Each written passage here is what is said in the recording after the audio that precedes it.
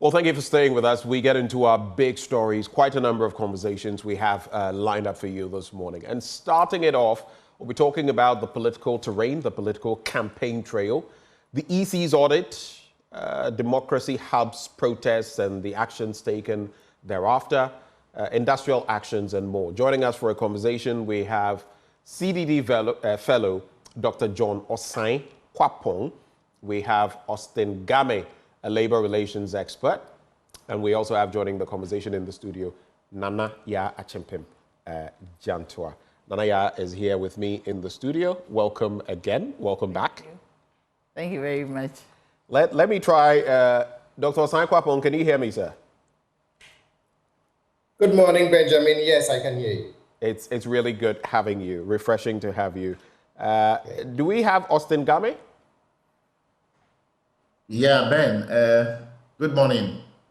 Good morning. There. Good morning. It's good to have you. Gentlemen, you know what they say about ladies first. I'm going to give the first bite to Naa Yaa, especially as she's a bit pressed for time, and then I'll focus on you two. If that sits well with you, then we can proceed. That's fine. Thank you. Thank you, gentlemen. Okay, so let's start off the conversation with the political campaign so far, the request for an audit and all of that. Some institutions have even threatened, well, they have spoken on the back of Galamsey and other related matters, which we'll get into. But what do you make of the political climate vis-a-vis these calls for an audit and the Electoral Commission's posturing? What's your take on that? Thank you very much. I think the political climate is gearing up, and it's not as charged as in 2020 and 2016. Yes, I can see that it's not that boisterous and vociferous. And what I also see is that it's as if it's only the two main, like the bigger parties, that you hear them talking all over the place. Yes, you can hear Asan Ayariga talking about his policies, Mr. Alanche Martin, Honorable Alanche Martin, also talking about his policies. And it's not as geared up, but maybe gradually. We have about 2 months to go, 2 months, a few days. Tomorrow will be 2 months, a few days. So let's see how it goes. I am for an audit. I don't know why Why are you for an audit? Yeah, because when an audit is done, an audit was done in, I think, 2015 or 2016. 2016. Yes, there was. So ahead of the 2016 election, an audit was done, and I don't see anything wrong with us escalating it to a forensic audit, especially against the issues that we found. Voter transfers, names being transferred from one constituency across, and all that, and the BVD machines that are lost. You find the machines in someone. These machines are not, bought in the market. They are specialized equipment. Do you get me? And we don't even know where they are. You don't know where the laptops are. So there's a need for us to do a forensic audit. The EC, I believe it's Dr. Boss Manasari, has communicated in recent times that they've effected changes, corrections have been made, and they will release that updated voters register in the coming days, if I recall from what I read. Should that give us comfort? It shouldn't give us comfort. It shouldn't? No. There should be a forensic audit. If you go in there and there's nothing and everything is clear, whoever wins the election, if my candidate wins the election, nobody will make noise. If His Excellency John Dramani Mahama wins the election, there will be no noise. If His Excellency Baumia wins the election, there will be no noise. Then we all know that we went into the polls with a credible register. It was a fair fight. It's a fair fight. So we don't, I don't know why. The EC, I saw in the letter that they said that no private person can come into their system. We are not saying a private person should come into your system. We want an expert to come into your system for all of us. We all sit around the table. Even Alanche Martin had a certain, way that we should do it. That we all sit around the table. And I remember then DCT said the same thing. All political parties will be there. We all look at the register. We find an expert, an independent expert, to do it. Do you get me? At the end of the day, we take out all the nitty-gritty, all the rubbish, all the dirt, all the names that are not wanted, and everybody is satisfied that this is the register we are going with. So I don't know why the EC is resisting this exercise. They should, because everybody, even IEA, that is the background of Jean, the husband is there. They are saying that they should do the audit. Every single person. And the EC should also remember, they don't exist for themselves as commissioners and the chairman. They exist for Ghanaians. They exist for political parties. And I'm a bit surprised that the other political parties, apart from Mr. Alan Chemasi, are not saying anything. This register is about all of us. And when we say that the register is NDC... I think some of them have spoken. The last time Frimpoma was here, I think she spoke about the EC and auditing, and also pointing to what you've mentioned, that in 2016, yes, ahead of the election, there was an audit. There was an audit, yes. And in fact, we even looked at the wording of what Jean Mensah then as head of the audit, yes, the IEA said yes. that let's go ahead and do it, and that no matter the cost, we should no matter the cost, yes. So I guess the same is at her doorstep now. Yeah, so now she should do it. I don't see why she does. They don't want to do it, because it's as if, oh, the NDC wants an audit, the NDC wants to create chaos. And I'm a bit surprised that the MPP is also as if they are the PR for the EC. They are there talking about it, that there shouldn't be any audit, there's not going to be any audit. If there's an audit, they will go to the Supreme Court. It's not their business. You have to let the EC themselves come and tell us that they don't want us to do an audit. They started talking about not doing an audit before the EC came to speak. But whatever it is, whether it has been cleared, whether names have been changed, we want an audit. So that we have 2 months. I don't think an audit will take that long. 18 million people on the road, 33,800 polling stations. I think that we can put ourselves together and do that audit. And it has to be done. A forensic audit of the voters' register is key. What if it doesn't happen? I mean, we can also talk about the demonstrations on the back of that. You know, the Galamsey one? Or no, I'm talking about, you know, the NDC yes, on the 17th or so. Yes, you see that. And they say they are going to escalate it. We don't know what that will mean for tension or peace in the country, but without an audit, don't you feel we can still have our election? No, it won't be a credible election. You see, you're saying without an audit of this register, the election will not be credible? People will have in their minds that this register is not credible. It has issues. Do you get me? So immediately you have that in your mind. Anything that happens, then you start asking questions. Please, Ben, we need this country to be intact and to be a whole. We don't need this country to be scattered because of an election. So the EC should do as well and good by agreeing to an audit. There's nothing wrong with it. We ourselves are human beings. Sometimes you do an audit of your life. Sometimes you do a forensic audit of your life, looking at how much you have spent on certain things you think are unnecessary. That money could have been used for something else. So there's nothing wrong. There's nothing wrong. Even this is a human institution, so granted that there are mistakes. Do you get me? Maybe we can't hold them too much. So what we have to do is to go into the register and see that everything is okay. What are they hiding? What are they running from?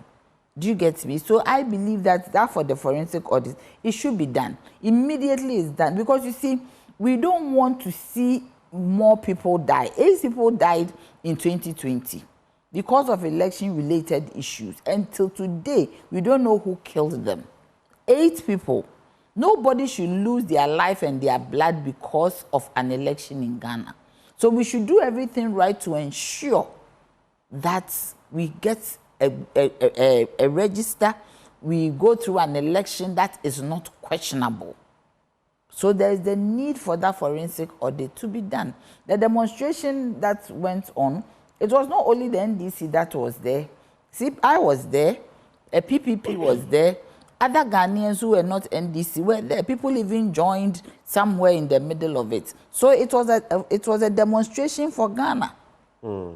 And I believe that, you see, if it was the MPP that wanted this audit, I think the NDC and all of us are being too nice. Because if it was the MPP that wanted this audit, we would not sleep in this country. If there were, I remember Nanado went everywhere, went abroad to the Ghanaian community, went to the international community, said that the register is not credible, it has to be audited all over. So I think that the same thing has to be done. Once a precedent has been set, then we should all do that, not in a violent manner, but also bring people on board. I was telling you about John Major, talking about the fact that we need to safeguard our democracy. Right. What EC is doing is like an autocracy. We are in a democratic dispensation, but EC is being autocratic. Whatever you say, they will tell you I won't do it. When I was in IPAC, we used to have a lot of issues. You remember the limited registration? They did it at their district offices. Yeah, I remember. Yes, and we did a press conference. We went there. They didn't even see us. So this form of autocracy that is coming out of the EC has to be dealt with. We are in a democracy. And the EC exists because of a democracy. The EC exists because of political parties. And the EC exists because of Ghanaians. Without the political parties and Ghanaians, there is no EC. From 1981 to 1991, we didn't have an EC in this country. It is when we decided that we have to go through a democracy, had a referendum. I was a young journalist who was part of the referendum, involving a democratic process. Do you get me? And now we are here. The EC should not create the impression that we are in an autocracy. Okay. We are in a democracy. The EC should not create the impression we're in an autocracy. Yes, we are in a democracy. Just segueing into Galamsey, because we have limited time with you. Your flag bearer, Nana Frimpoma, has called for the immediate release of the Stop Galamsey Now activists who went on demonstration, some of them engaging in acts that were not, very pleasant, respectable, or acts that you wouldn't expect of demonstrators. But that being said, Alan Tremating has said that the action following their actions are unconstitutional and unlawful. Okay. Nana Frimpoma is saying they must be released immediately. Where do you stick to enforcing the law per the letter of the law, and where do you add whatever some people may call refined reactions to it? Do you subscribe to what Nana Frimpoma is saying? Yes, I agree 100% with my flag bearer.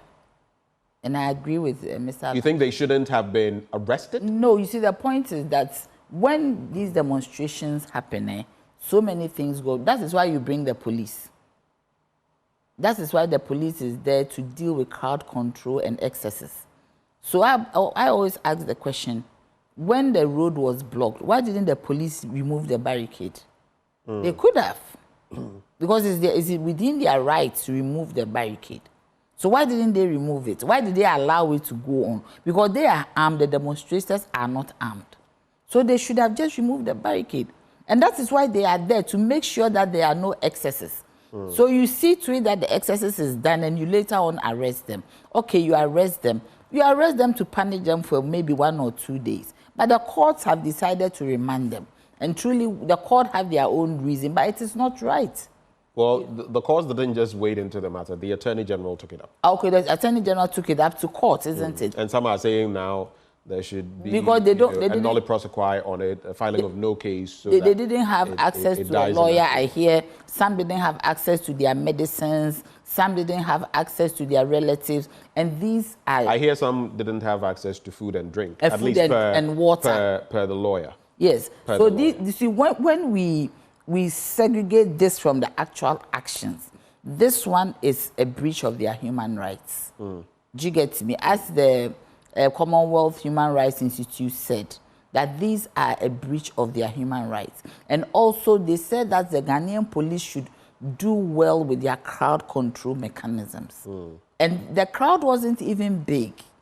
The crowd was... It was a pretty small crowd. Yeah, pretty small crowd. When we went for the Enough is Enough demonstration, it was huge. We were hemmed in between horses and policemen. It was huge. Do you get me? Crowd control horses. It was a huge crowd. And no incident happened. When we got to Parliament, they barricaded the place that we cannot enter. The leaders of the demonstration will enter to present the petition. Do you understand me? And it was well done. Over 100,000 people, there was no incident. I don't think these people were even 1,000. I don't know. Do you get me? There were not many. So whatever it is, the police should have been able to deal with the issues, and they should have anticipated that when you come to these demonstrations, you might find some of these issues coming up. Look at the Kenya demonstration. Right. What happened? Some of these issues cropped up. When it comes to demonstrations, some of these you anticipate it and make sure that you put in place mechanisms to ensure. And I always say, and I agree with John Major, that you should be careful not to turn a democracy into an autocracy. Because when these issues go out there in the international community, Ghana has always been seen as a doyen of democracy on the African continent. These issues don't look too well. The optics are not very pleasant. So whatever it is, I believe that there should be a way to deal with it. My biggest worry was the woman with the child. Children, actually. Oh, they were children. I thought it was an only a 8-year-old girl. and a 10-year-old from For what we hear. that was not good enough. The grandmother. There's a grandmother to send 2 young children into that kind of arena. And the fact that they were arrested. I think she's been one of the. She's one of the things was conveners. That she had endangered them or something by taking them. Yes. There. You might not know her condition at home. Maybe she doesn't have help. Right. Maybe the parents of the kids are not around. But that wasn't good enough. For them to even arrest the children and their grandmother. The arrest. Well, alone. technically, the police says they went under arrest, but they took them were to the taken police along, station. and so many. I mean, I've heard so many stories from there that they couldn't leave their children. But Ben, you see, they could have. There are shelters. There are safe havens. They could have even called those 2 children's home to keep them for a while. Was that a realistic on the spot? Yes, you could. Yes, you could have. Why do you take a young person to the police station? Right. It's very traumatic. Right. Even if you are an older person, even if you are going to visit somebody in the police station, it is traumatic. So why do you take a young person to the police station? 2 young children. You don't have to take them to a police station. Immediately, you can even let the young person reside in the home of one of the female police women. There are so many ways of doing things immediately. Okay. Put them under some protective custody. That is not a police station. When I get to my other guests, I'll find out what their thoughts are. But the final issue I want to run by you so you can run away. There's this talk about this $800 million gas processing plant, the contract, because in the news review, we're talking about energy-related matters. Yeah. I don't know how much you've heard of it, but in a flash. The former president, Mahama, has said that, look, the Akufo-Addo administration should not saddle whichever administration will come into power from next year with a contract of this nature and all of it. From the standpoint of having worked in the energy sector with the PURC, signing a contract of this nature around this time, what does it signal? Right? No, wrong, in between? You have to, I don't know the details of the contract. So you need to look at the details of the contract. What does it entail? Is it worth 800 million? What are we looking at? Do you get me? It's not even saddling it with the government that is coming, saddling it with Ghanaians, putting it on us, because at the end of the day, I believe maybe it's a loan or it's something like that. We are going to pay for this. Is it worth it? Do we really need it at this time? Is it a priority?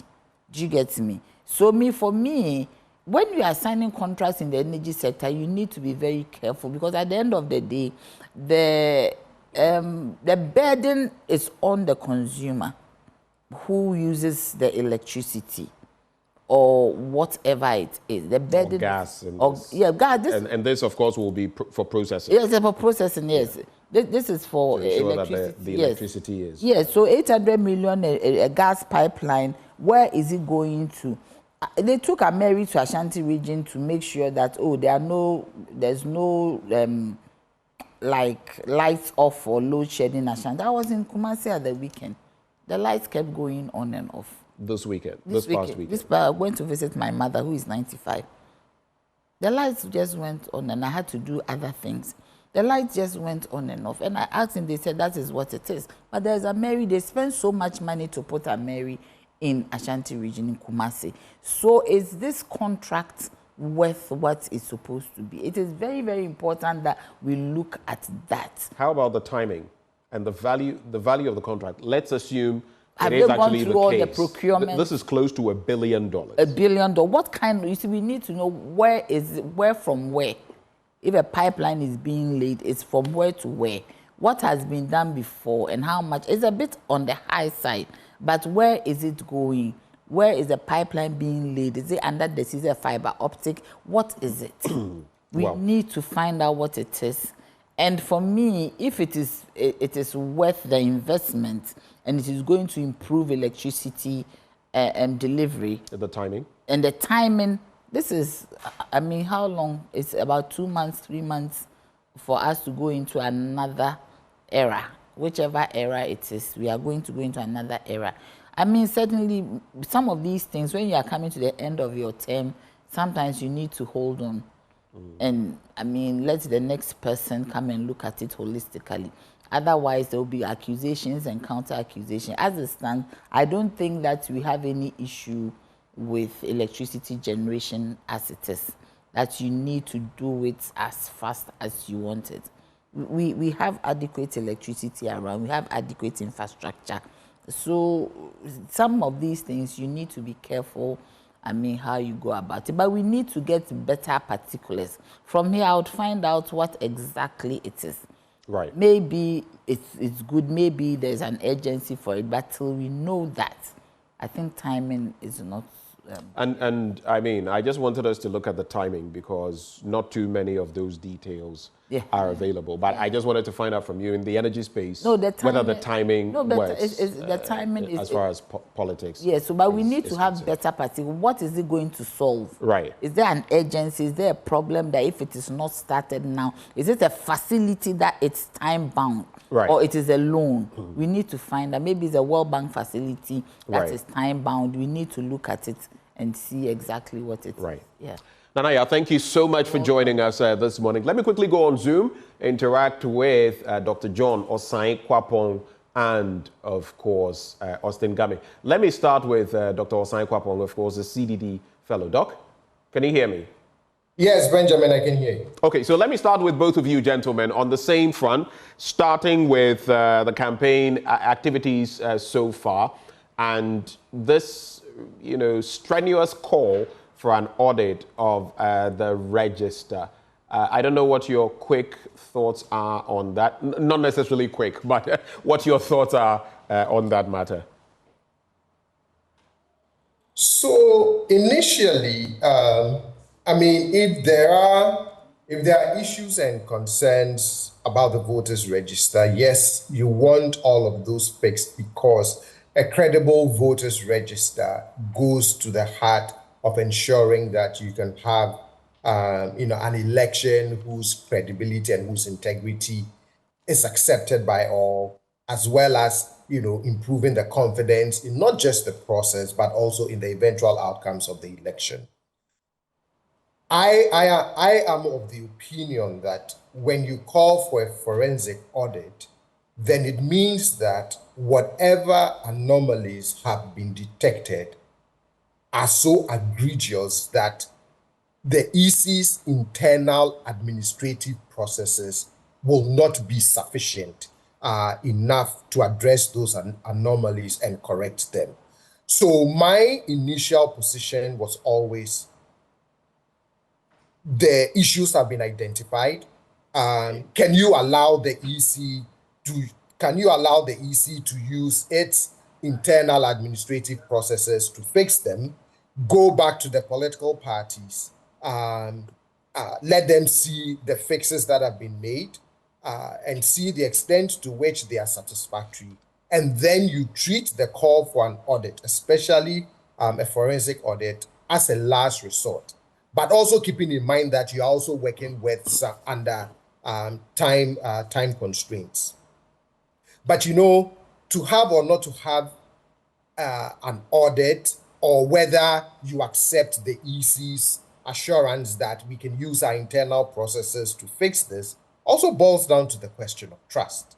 I've said this over and over again, on your platform, that in an atmosphere of deep mistrust, when your electoral commission as a body is only enjoying a 10% trust level as per the most recent Afrobarometer, it doesn't give people that confidence, even if their internal administrative processes are capable of fixing some of these issues. And that is what this is boiling down to. And that is the situation in which the EC finds itself in. But for me, my position had always been, if you can appeal to the better angels of the EC as an institution and allow them to use their internal administrative processes to fix this, and then if the fixes are not satisfactory, then you want to pull the card of a forensic audit. But that has been my position on how we can resolve some of these discrepancies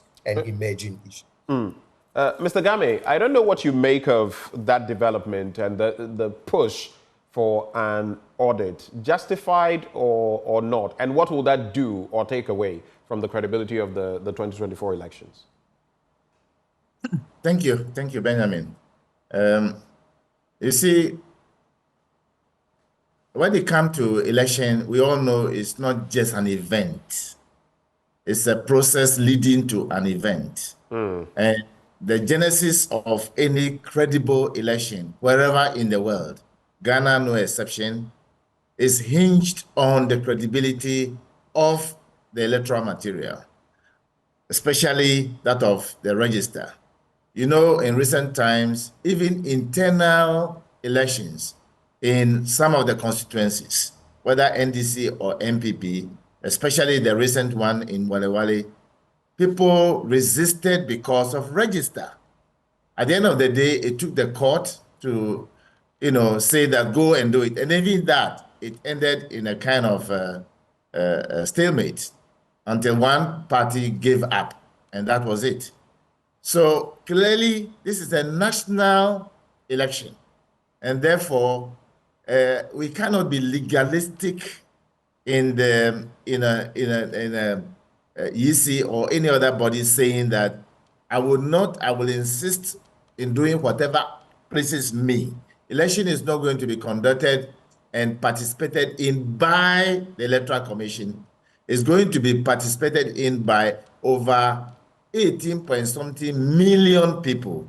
So the Electoral Commission only has a duty to ensure that the credibility that is being called on by the stakeholders, especially those who are in opposition, is very key. And I want to enjoin them to agree that when they go to their meeting tomorrow, they should not go and have a position that this is my position.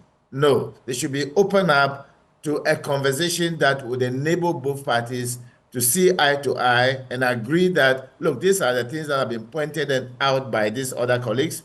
This is how we have done it. We are left with ABC, because at the end of the day, the fact that they have identified errors and are taking steps to correct them and are saying that they will not do,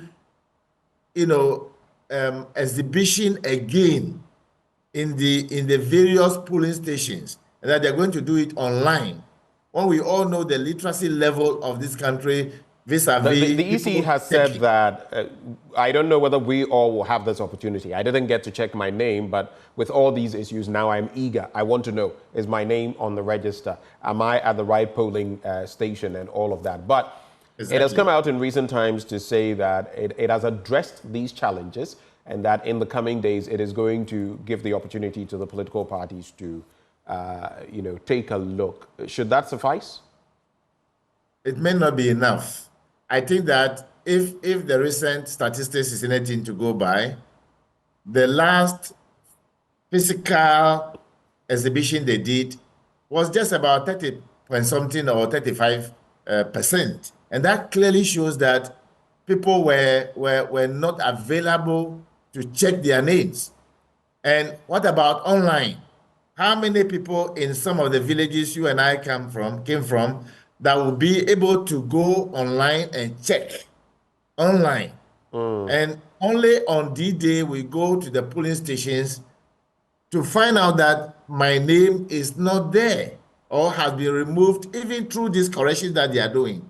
But even Benjamin, the worst one is that when the corrections that they said they have done, the hidden difficulties are about the Tamale South and the Pusiga event, when people could go behind the commission into the system to go and dislodge people and transfer there somewhere.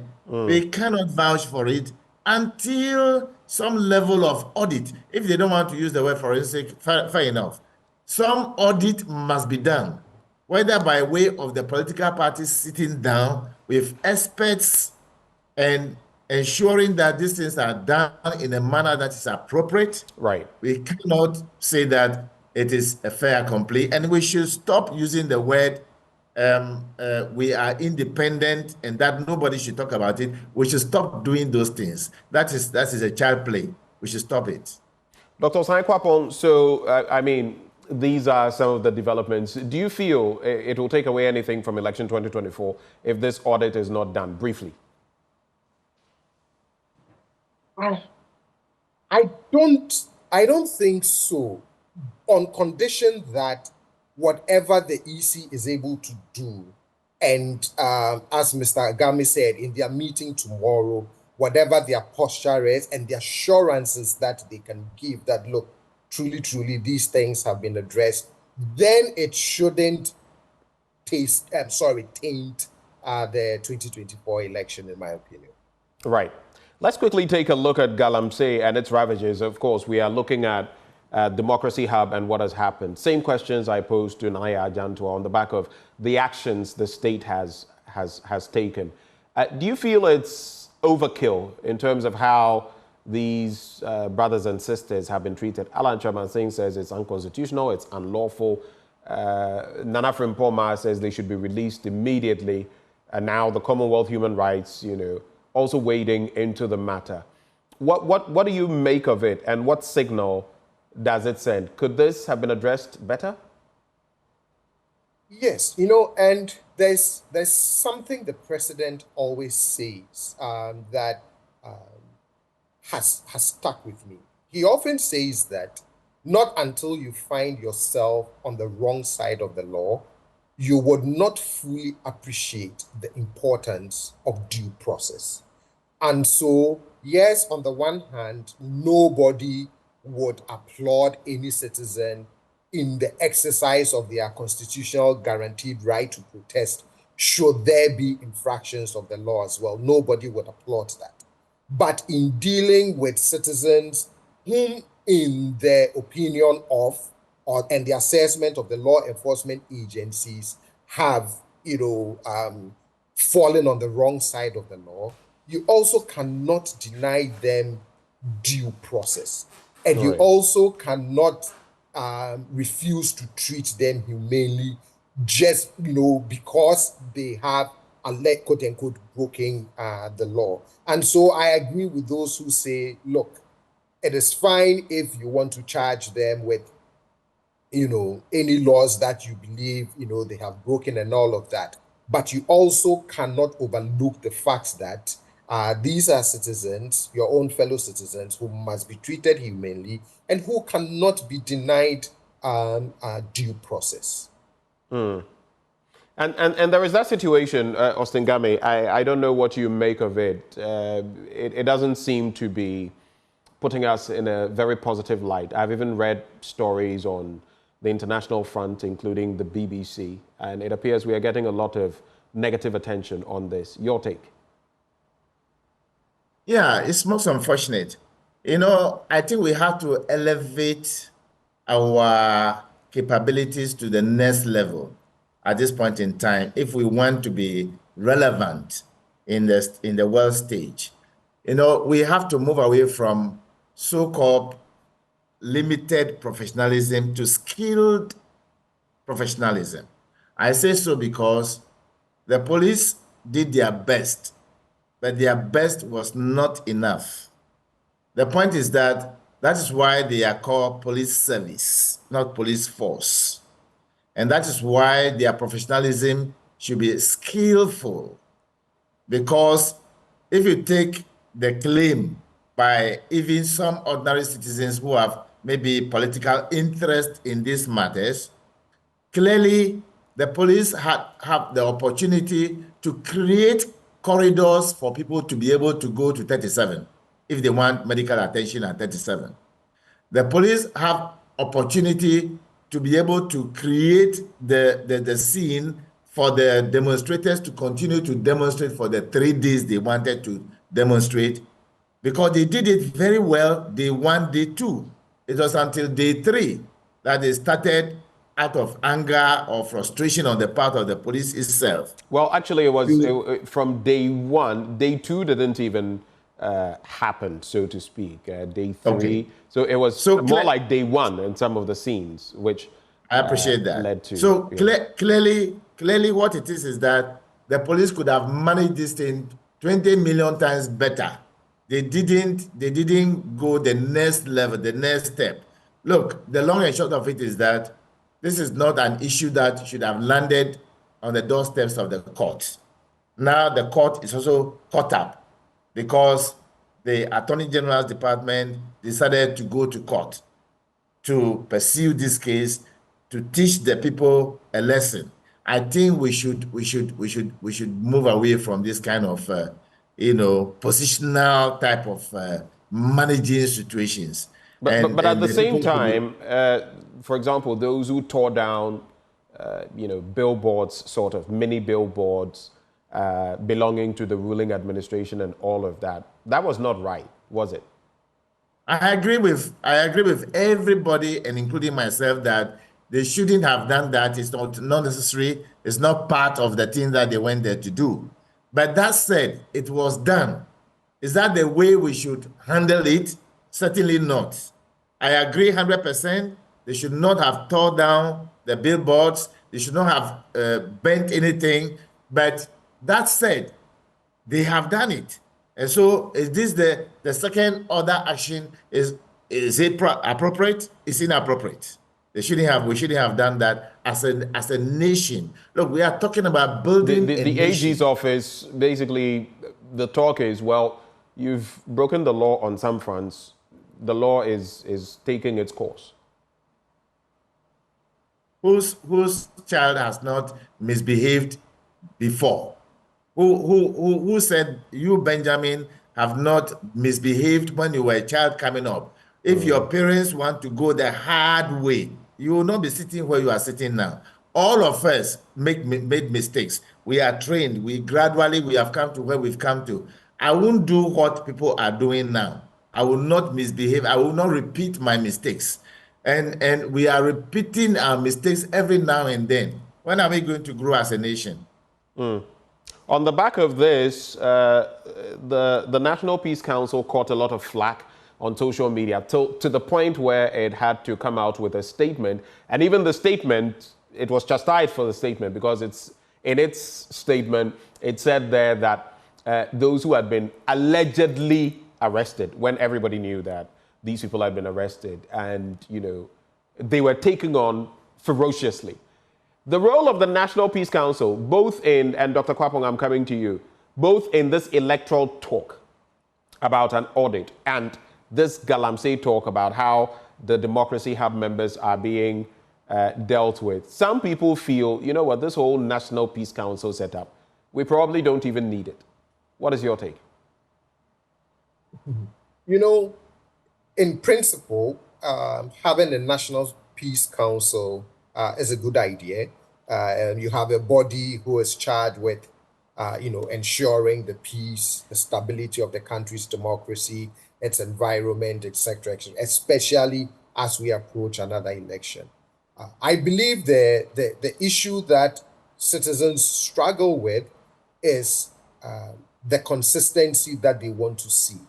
The consistency in terms of when and how often the Peace Council activates its voice on some of these issues of national importance. And I believe that it is when, on some occasions, they feel the Peace Council should activate its voice and they don't hear from the Peace Council, that is when they start feeling, well, if we don't see these things from you, then at the end of the day, we question the relevance of the institution and the role that you've been designed to play. But I don't believe that it's not an appropriate institution to have, or it's not a good institution to have. It's a question of how consistently they activate their voice on these issues that they perceive can threaten the peace and stability of the country's democracy. Ahead of election 2024, has the Peace Council lived up to expectation for you, especially under the current leadership? I think they can. There's still room for improvement. That's what I'll say. There's still room for improvement. They can do a lot more to mediate some of these conversations and some of these pockets of tensions that keep rising. Right. And I hope that they would do a lot more. Austin Game, same questions to you. Yeah, to be honest with you, I'm sure they are listening to you. Beyond a labor relations expert job that we do, we are best in mediation. I think that on the continent of Africa, if you need one body that is clearly a mediating organization, you can count on Game and Game. And let me tell you what we have done. I have offered myself. I have gone to see the National Peace Council, and I told them it will not take me more than 90 minutes if I sit with the Electoral Commission and NDC. We will resolve this matter within 90 minutes. And I mean what I'm talking about. I've told them they are an impartial body. They must use neutral language, and they must be sure that they are proactive. Which entity are you? Because I posed a question about the National Peace Council. So I'm talking about National Peace Council. Okay, all right. Go ahead. I went to them, sat with them. So what I'm telling you is what I've told them. I didn't write to them. I went physically, sat with them, and exposed everything to them and what they can do to help resolve these matters. I think that we are wasting our energy and time and fighting on things that are really irrelevant. National Peace Council is, to me, very important body, but they must be proactive, they must be impartial, truly and true, and they must use neutral language and be sure that nobody can find fault with them. And I'm unhappy about the way when people talk about them because they have given themselves up that way. They are not supposed to be doing the mediation themselves. They are supposed to get experts, farm out, and let people help them do their job. No one alone can do everything. But definitely we have some experts in this country, and they are capable of helping to resolve these matters. These Galamsey matters are no issue. Look, we must bring these political parties together. And I've said it on your network, that bring the president, the sitting president, bring the two main people plus maybe Alan and few others, let them commit themselves to saying what they want to say about Galamsey as we the citizens want. Because the water body is not the personal property of the president. The water body, the forest, is not the personal property of them. It's for the people of Ghana. And therefore, we do not expect any bodies like the CSOs, every other institution to as if we are begging people. We are not begging anybody. Right. They must come to the table and let's deal with the issues. Okay. Deal with the issues. Right. Gentlemen, I'll give you 30 seconds each. Just final comments. It's a wrap on this conversation. 30 seconds each. I'll start with you, Dr. Osai Kwapong. Well, we are getting closer and closer to the election. I just hope that whatever issues, concerns that we have would be resolved in a way that we can all go to the polls confident that the process has been fair and impartial, and also eventually when the results are declared, we will have confidence in the outcome that it's been free and fair. Great. Mr. Game? I think that we are getting somewhere, but whatever we are doing is not enough. We need to step up. And I will urge all the bodies like organized labor, the CSOs, the media, the National Peace Council, the Christian Council, and all those who are interested. in making sure that we do not leave anything in the hands of the political parties alone and presidency alone. We should all be interested in ensuring that whatever is to be done to bring about credibility, particularly of the elections, and also especially about the issue about Galamsey, we should be proactive, we should insist and bring them together and tell them what we, the citizens, also want done for us. Okay. I look forward to Ghana having a peaceful election, but the peaceful election begins now with all the citizens getting involved. Thank you. You just heard labor relations expert Austin Game. Also joining him for the conversation were actually Dr. John Osai Kwapong, a CDD fellow, and Naa Yaa Jantuah, former General Secretary of the CPP and formerly with the PURC. Before we take a break and come through with the Nchimchim Museum and what they're going to be sharing with us this morning, the Energy Commission and the Ministry of Energy, in collaboration with the Ghana Education Service and the Ghana TVET Service, present the 5th edition of the Energy Commission Senior High School's Renewable Energy Challenge. This challenge aims at developing the research skills of senior high school students and promoting technological innovation in renewable energy. Competing fiercely in this thrilling competition are the following schools: Obuasi SHTS, St. James Seminary SHS, Ola Girls SHS, Hantaman Girls SHS, Bando SHS, and Dabokba Technical Institute. Join us as we invite you for the grand finale on Tuesday, the 8th of October 2024 at the Accra International Conference Center. Catch the live broadcast right here on Joy News at 9 a.m. This event is proudly supported by the GIZ, Ashesi University, the French Development Agency, the VRA, and others. Do stay. We'll be right back after the break.